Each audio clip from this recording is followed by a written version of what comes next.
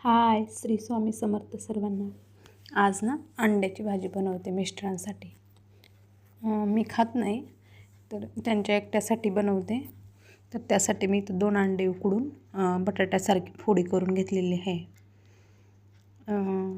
थोडंसं फ्राय करून घ्यायचं, तेल टाकलं आहे मी आणि थोडंसं फ्राय करून घ्यायचं अंड्याला.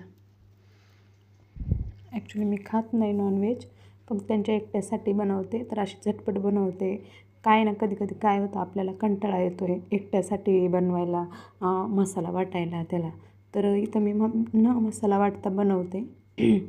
तर इथं मी काय केलं आहे, मसाले आपले कांदा लसूण मसाला, गरम मसाला आणि अंडा करी मसाला घेतला आहे. थोडंसं तिखट घेतलं आहे आणि चपात्या करताना ना मी थोडंसं बेसन पीठ भाजून घेतलं होतं.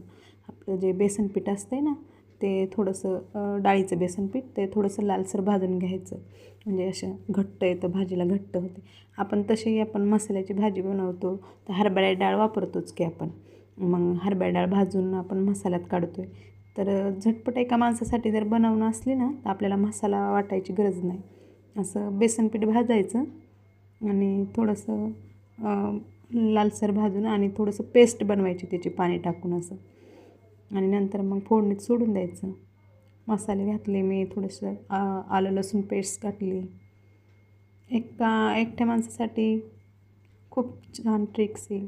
माझ्या आईची रेसिपी, माझ्यासाठी म्हणजे त्यांना नॉनव्हेज बनवलं ना, तेव्हा माझ्यासाठी एकटीसाठी जर वेगळी भाजी बनवणं असली ना, तर अशीच बनवायची. थोडंसं बेसन पीठ वापरून दुसरं काहीतरी बटाटं किंवा काहीतरी टाकायची त्याच्यामध्ये आणि मसाल्याची अशी बनवायची माझ्यासाठी.